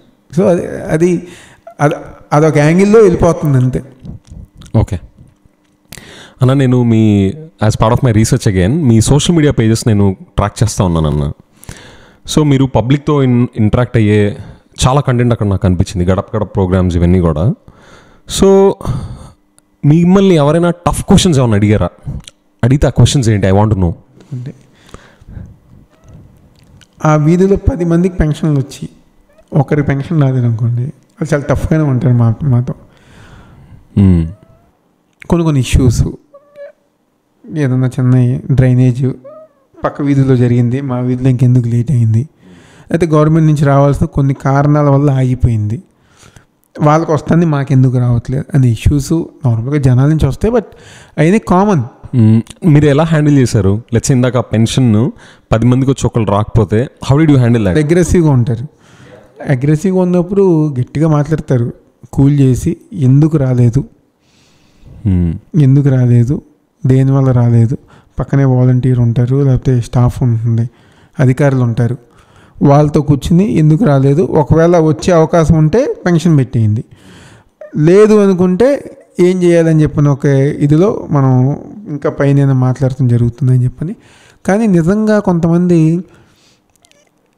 ఎలిజిబుల్ అయ్యి అర్హత ఉంది పెన్షన్ రాని కొంతమంది ఉంటారు.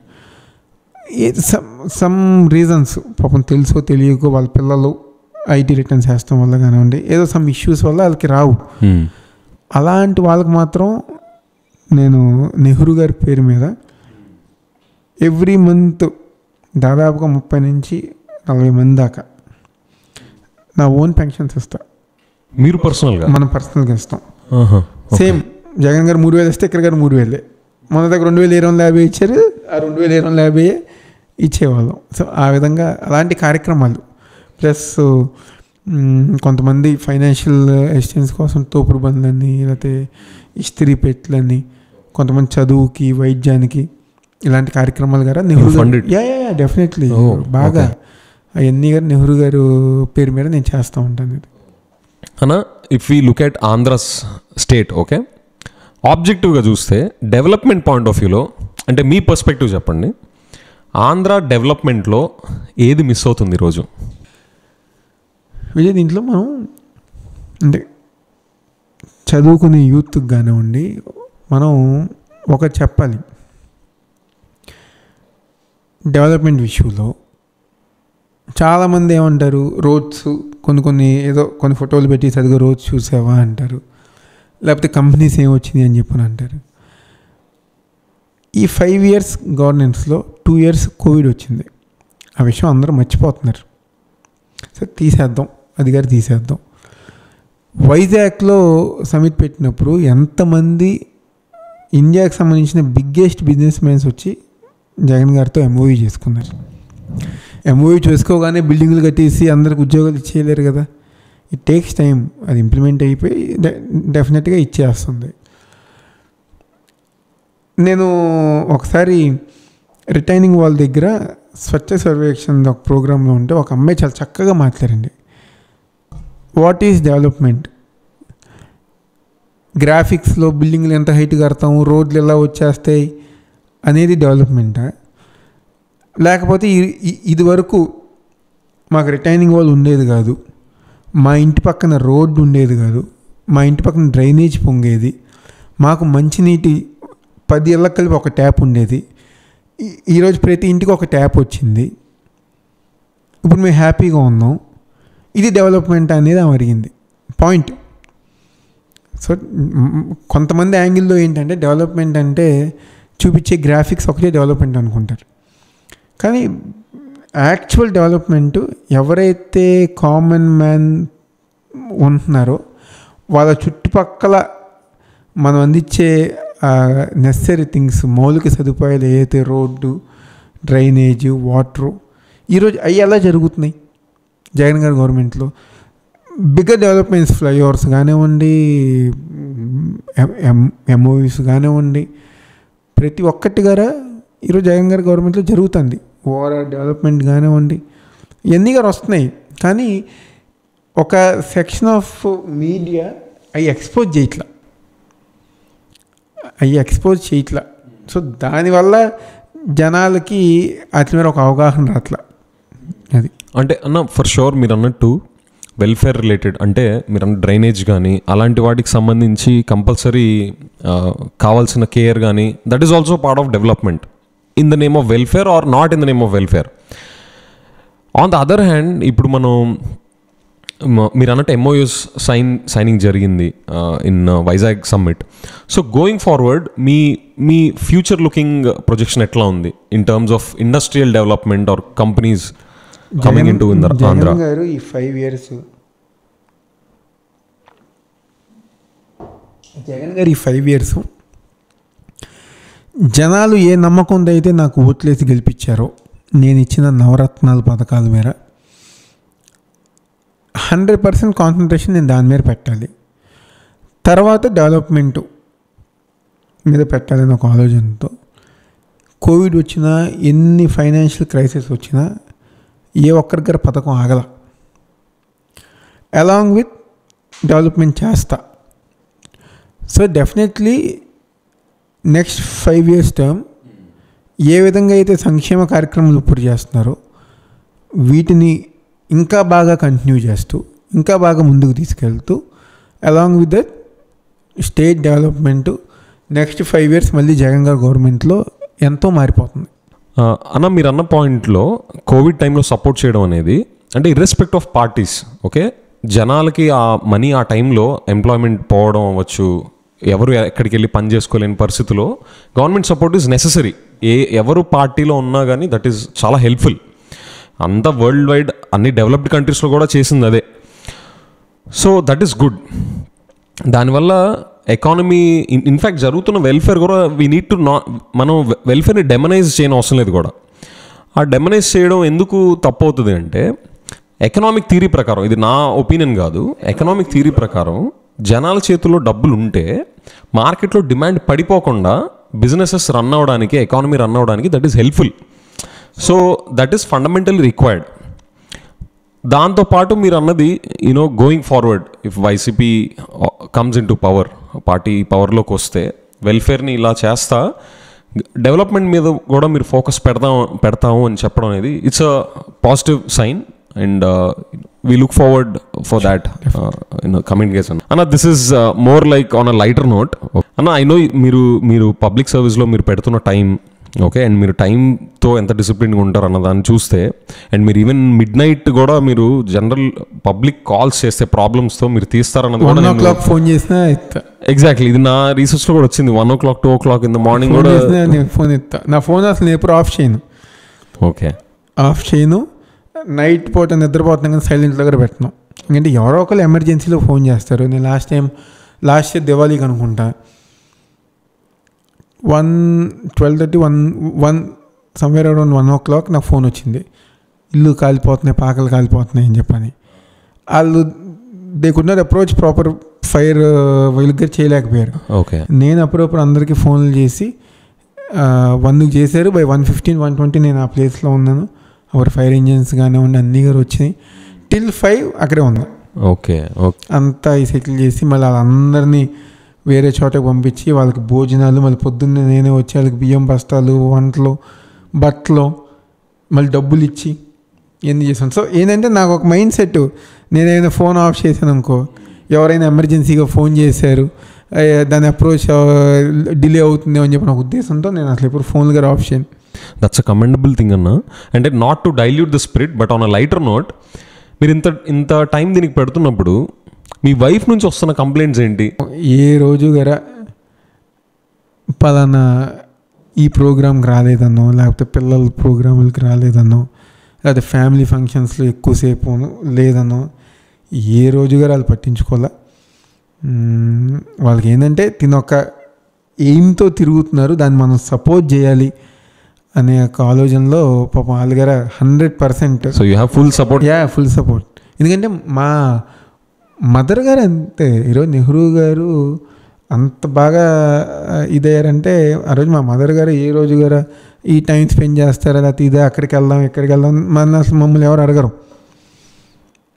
మేము తీసుకెళ్తేనే, అంటే ఈరోజు పద బయటికి వెళ్దాం భోజనం అంటేనే, లేకపోతే పద సినిమాకి వెళ్దాం అంటేనే మేము అందరం కలిసి వస్తాం. కానీ ఎందుకంటే వాళ్ళకి తెలుసు మనం తిరిగే విధానం కానివ్వండి, తిరుగుడు కానివ్వండి, ఎంతమంది పీపుల్ మన మీద డిపెండ్ అయి ఉంటారు. కాబట్టి అది ఏంటంటే ఫ్యామిలీ అనేది ఇంట్లో, బయటికి వెళ్తే అవినాష్ అందరి మనిషి అనే ఒక ఆలోచనలో ఉంటారు వాళ్ళగారు. సో మా మదర్ కానీ, మా వైఫ్ కానీ, సిస్టర్ కానీ ఏ రోజు నువ్వు టైం స్పెండ్ చేయవు అని చెప్పి ఏ రోజు గారు చెప్పరు అసలు. కూల్ అన్న, మీరు పొలిటీషియన్ అంటేనే ఆ రెస్పెక్టివ్ సిటిజన్స్ ప్రాబ్లమ్స్ అన్నీ మనమే అన్నట్టు, అంటే మీవన్నట్టు in a true spirit of a పొలిటీషియన్. So it is never possible to satisfy 100% of the people. కానీ ఎవ్రీ పర్సన్ అందరికీ ప్రాబ్లమ్స్ ఉంటాయి. సో మీకు ప్రాక్టికల్గా చూస్తే ఓవర్వెల్మ్ అవుతాం. అంటే it's like too many problems. Okay, దీని గ్లామర్ పక్కన పెడితే you deal with lot of problems day in and day out. So మీకు ఎప్పుడైనా, అంటే నేను యాక్చువల్గా అడుగుతున్నాను అన్న, మీకు ఎప్పుడైనా it's like becoming too much, అంటే ఓవర్వెల్మ్ అవుతున్నాం అని చెప్పేసి మీకు పర్సనల్గా ఎప్పుడన్నా ఏ రోజు అనిపించలే? అంటే మనకు చేతనైనంత వరకు మనం చేద్దాం అన్న ఆలోచన ఉండేది. కానీ ఎందుకులే మనకి ఇది మరీ ఎక్కువైపోతుంది అనేది ఏ రోజు అనిపించలే. అంటే కన్విన్స్ చేసిన విధానం. ఇప్పుడు తను ఒక మేజర్ ప్రాబ్లం అడిగారు, నేను అంత చేయలేనే బాబు, ఇంత చేయగలను అని చెప్పని చేస్తాం అనుకో. నేను వచ్చిన ప్రతి ఒక్కరికి ఫోన్ చేస్తా, వచ్చిన ప్రతి ఒక్కరికి ఎంతో కొంత హెల్ప్ చేస్తా. వాళ్ళు 100 రూపాయలు అడిగారు అనుకోండి, నేను 100 ఇవ్వలేను, నేను 30 20 ఇవ్వగలను అని చెప్పని వాళ్ళు సాటిస్ఫై చేస్తా. సో అంటే నాకు నేను బర్డెన్గా భావించేంత విధంగా నేను చేసుకోను. నేను చేయగలిగినంత వరకు నేను వాళ్ళకి హెల్ప్ చేసుకుంటూ ముందుకెళ్తా. అది షూర్ అన్న. విత్ యువర్ పర్మిషన్, నేను ఆనరబుల్ చీఫ్ మినిస్టర్ జగన్ గారి గురించి మీ ద్వారా కొన్ని తెలుసుకోవాలనుకుంటున్నా, ఎందుకంటే మీరు ఆయనతో క్లోజ్గా వర్క్ చేస్తారు కాబట్టి. అన్న, హౌ ఈజ్ లైక్ ప్రొఫెషనల్లీ? అంటే ఈజీ డేటా డ్రివెన్, ఈజ్ ఈ క్రియేటివ్, అనలిటికలా, హౌ ఈజ్ ఈ యాజ్ అ ప్రొఫెషనల్? జగన్ గారి థింకింగ్ అంటే నాకు తెలిసి ఈ కంట్రీలో ఆయనకున్న థింకింగ్ ఏ చీఫ్ మినిస్టర్కి ఉండరు. అంటే నేనేది మా ముఖ్యమంత్రి గారు కాబట్టి నేను గొప్పగా చెప్తున్నాను కాదు. కుడ్ యు ఎలాబరేట్ అన్న? ఒక పని ఆలోచించారంటే ఈరోజు మంచి జరుగుతుందని చెప్పని ఆలోచించరు. ఇంకొక 10 సంవత్సరాలైనా, లేకపోతే ఇంకొక 10 నెలలైనా, ఇంకొక 10 రోజులైనా ఆ ఇంపాక్టు బలంగా ప్రజానీకానికి ఉపయోగపడే విధంగా జగన్ గారి నిర్ణయాలు ఉంటాయి. సో అంత బాగా ఆయన థింకింగ్ ఉంటుంది. అంటే ఫార్వర్డ్ థింకింగ్, టోటలీ ఆయన చేసే పని మీద క్లారిటీ. తర్వాత నిన్న చెప్పావు కదా, డేటా మీద కానివ్వండి, స్టాట్స్ మీద కానివ్వండి, బాగా గ్రిప్ ఉన్న వ్యక్తి. ప్రొఫెషనల్గా పక్కన పెడితే యాజ్ ఎ హ్యూమన్ బీయింగ్ చాలా మంచి వ్యక్తి. ఇదేంటి కొంతమంది ఆయనకి ఇష్టం లేని మీడియా ఎవరిని కలవరని చెప్పని, సరిగ్గా మాట్లాడరని చెప్పని ఇదిగా ఉంటారు. కానీ జగన్మోహన్ రెడ్డి గారు అనే వ్యక్తి ఆయనది ఎంత జాలిగా ఉందంటే, నువ్వు వెళ్ళి సార్ నాకు ఇబ్బందిగా ఉందంటే నీకు ఏదో ఒకటి చేసేయాలని చెప్పిన ఆలోచనలో ఉంటారు. ఒక్క వ్యక్తిని కనుక నమ్మితే కమిట్మెంట్ అవినాష్ అనే వ్యక్తిని నమ్మాం, తనకు మనం లైఫ్ ఇవ్వాలని చెప్పి అదేవిధంగా సపోర్ట్ చేస్తారు, గౌరవం ఇస్తారు, ఆ విధమైన లిఫ్ట్ ఇస్తారు, సమాజంలో మనకు గౌరవం ఇస్తారు. అంటే అంత మంచి వ్యక్తి, చాలా నైస్ పర్సన్, చాలా బాగా మాట్లాడతారు. ఒక చేసే పని మీద ఒక క్లారిటీ ఉంటుంది. ఎక్సలెంట్.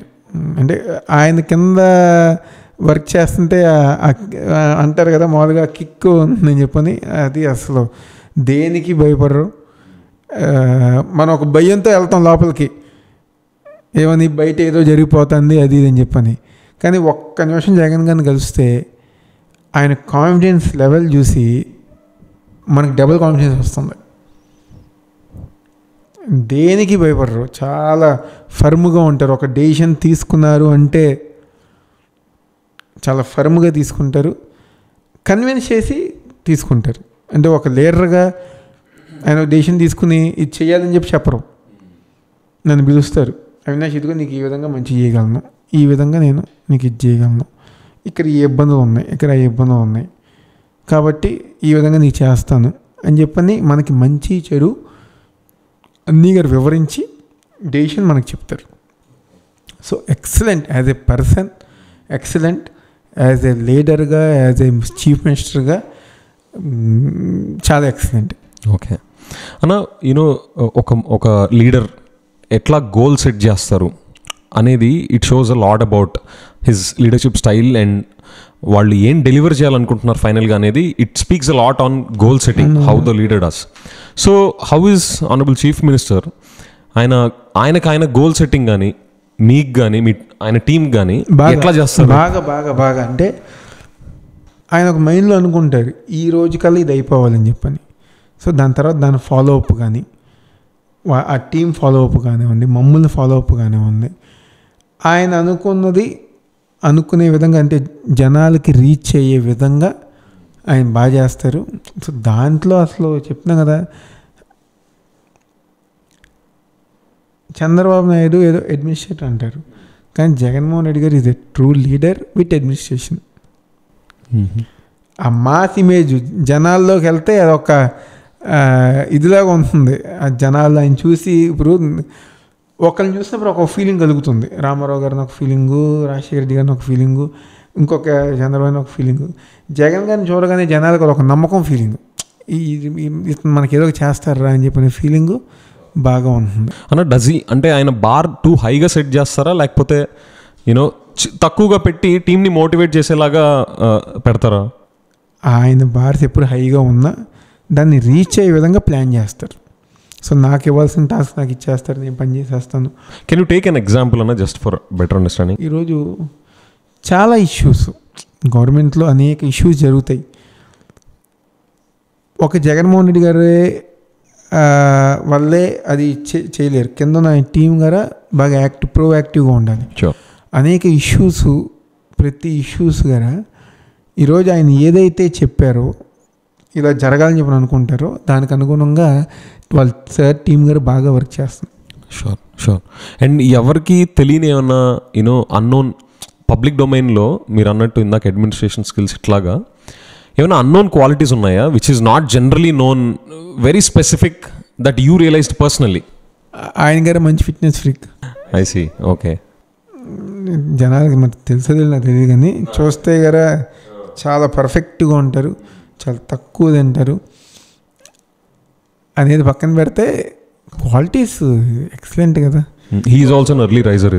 పొద్దున్న మార్నింగ్ లేచి జిమ్ చేసి పర్ఫెక్ట్గా డైట్ చాలా పర్ఫెక్ట్గా ఉంటారు. ఓకే. చాలా ఎక్సలెంట్గా ఉంటారు. కూల్ అన్న. మీరు your a clear example of youth entering into politics. మీరు పైగా నిన్నో మొన్న కూడా రాలేదు, లైక్ మీరు అన్నట్టు 11-12 ఇయర్స్గా చిన్నప్పటి నుంచి ఉన్నా కూడా 11-12 ఇయర్స్ నుంచి అఫీషియల్ స్టేట్ పాలిటిక్స్లో మీరు ఇన్వాల్వ్ అయి ఉన్నారు as a leader of various student bodies, youth organizations and all. So మీరు ఒక యూత్ని డిఫరెంట్ లైఫ్ సైకిల్స్లో చూస్తున్నారు ఇప్పటిదాకా, you being in your youth age also. So మీ పాయింట్ ఆఫ్ వ్యూలో ఈరోజు ఎనఫ్ యూత్ పాలిటిక్స్లోకి ఎంటర్ అవుతున్నారా?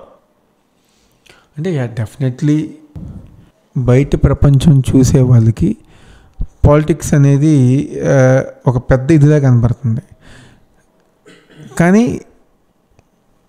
వచ్చిన తర్వాత నిజంగా పాలిటిక్స్ అంటే చాలా ఎంజాయ్ చేస్తారు. అంటే ఆ జనాలతో మనకు ఉండే రిలేషన్ బట్టి ఇది కొంచెం తగ్గినా నా అడ్వైజ్ అయితే ఎక్కువ మంది యూత్ పాలిటిక్స్లోకి రావాలని నేను కోరుకుంటున్నాను. వస్తే ఎందుకంటే మన థింకింగ్ డిఫరెంట్, మన ఆలోచన డిఫరెంట్.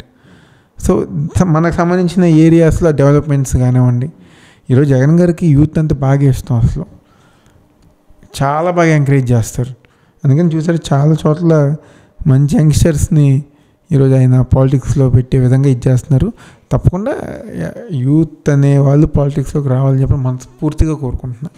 అన్న, ఇప్పుడు ఇద్దరు ఉన్నారు అనుకోండి, ఒక అమ్మాయి అబ్బాయి, వాళ్ళ చేతిలో ఒక 50,000 or 1 lakh శాలరీ ఉంది, లేదా జాబ్ ఆఫర్ ఉంది, ఆర్ వాళ్ళు యూఎస్కి వెళ్ళి ఎంఎస్ చేసి అక్కడ కూడా ఇంకా మంచి ప్యాకేజ్ తెచ్చుకునే కెరీర్స్ ఉన్నాయి.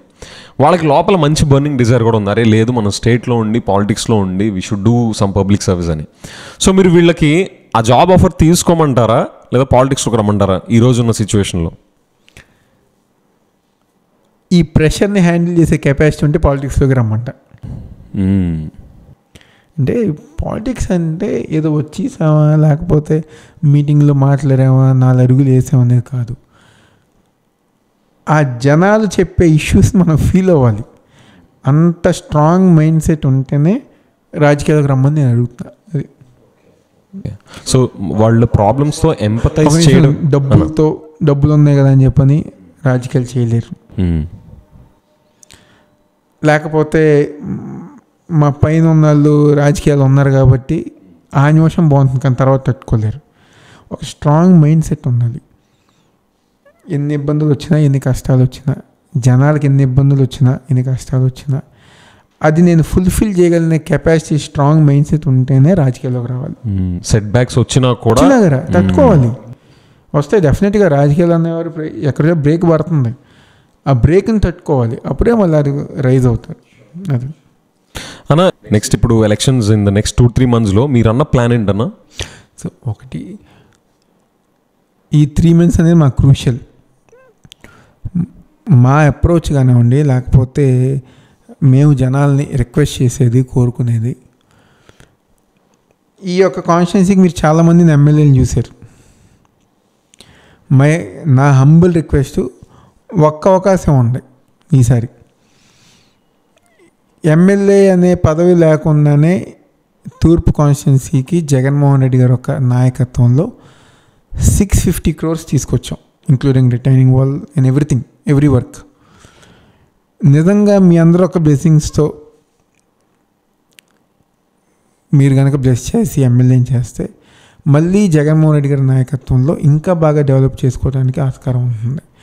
ఈ 3 months గారు మేము జనాలకి మేము చేసిన డెవలప్మెంటే చెప్పాలనుకుంటున్నాం. ఒక మేనిఫెస్టో, చేసిన కార్యక్రమాలు, ఇంకేం చేయాల్సిన కార్యక్రమాలు ఒక మేనిఫెస్టోలాగా పెట్టుకుని ప్రతి ఏరియా దగ్గర తిరుగుతున్నాం. ఈ 3 months అనేది డెఫినెట్గా చాలా క్రూషియల్గా ఉంటాయి. మేము చేయగలిగిన దానిలో ఒకటే, జగన్ గారు చేసిన కార్యక్రమాలు, మేము చేసిన డెవలప్మెంట్ ప్రోగ్రామ్స్ కింద లెవెల్ జనాభా దగ్గరగా మేము తీసుకెళ్తే డెఫినెట్గా 2024 తూర్పు నియోజకవర్గంలో వైఎస్ఆర్ కాంగ్రెస్ పార్టీ జెండా ఎగరేస్తాం. అన్న, any final message to your voter? ఎందుకు మీరు ఎనఫ్ రీజనింగ్ ఇచ్చారు ఇప్పటిదాకా, ఫైనల్గా సింపుల్గా వాళ్ళు గుర్తుపెట్టుకునేలాగా ఎందుకు మీకు ఓట్ వేయాలి అని చెప్పేసి ఆ సింపుల్ స్టేట్మెంట్. మీ ఫ్యామిలీ మెంబర్గా, మీ బ్రదర్ గానో, మీ అబ్బాయి గానో ఈ 4.5 years ఫ్యామిలీ పరంగా, లేకపోతే ఓడిపోయానో, లేకపోతే పదవి లేదనో పరంగా కాకుండా, ఏ చిన్న ఇబ్బంది వచ్చినా, వర్షం పడి కొండ ప్రాంతంలో రాయి పడితే వెళ్ళేవాడిని, కృష్ణానదిలో వరద వస్తే వెళ్ళేవాడిని, కాలనీ ప్రాంతంలో రోడ్లు బాగోపోయినా, రోడ్లు పొంగినా మీరు కవర్ చేయగానే వచ్చా. అంటే ఏ ఇబ్బంది వచ్చినా, ఏ ప్రాంతమైనా, ఎవరికి ఇబ్బంది వచ్చినా మీ ఫ్యామిలీ మెంబర్గా రెస్పాండ్ అవటం కానివ్వండి, ఈ కార్యక్రమాలు చేస్తాం కానివ్వండి, దీనికి అనుగుణంగా మీ ఫ్యామిలీ మెంబర్గా ఉన్న అవినాష్ని మీరు ఒక్కసారి దీవించండి. మీకు సేవ చేసిన అవకాశం కల్పించమని చెప్పని ఈస్ట్ కాన్స్టిట్యున్సీ జనాల్ని కోరుకోవటం జరుగుతుంది. అన్న, I personally like you a lot. You are a thorough gentleman. మీరు మీ దగ్గరికి వచ్చి ఎవరైనా మీరు ప్రాబ్లమ్స్ మాట్లాడుకునే స్పేస్ ఇస్తారు. పర్సనల్గా నేను మిమ్మల్ని అది చూశాను. So you are trying to make a mark in your own way. మీ ఫాదర్ లెగసీని కంటిన్యూ చేస్తా. ఆయన I could see with the way మీరు ఎక్స్ప్లెయిన్ చేసిన విధానం from your early childhood. So ఆయన లెగసీని కంటిన్యూ చేస్తా, ఆయన వాల్యూస్ అండ్ ప్రిన్సిపల్స్తో you are trying to make a mark for your own self. So I wish మన విజయవాడ మీలాంటి యంగ్ లీడర్స్ ద్వారా it has to reach new heights. I wish you my best for this elections అన్న. Thank you Vijay అన్న, it's such a pleasure to have you here. Thank you. మీరు మళ్ళీ రావాలని కోరుకుంటా. Definitely. Thanks very much అన్న.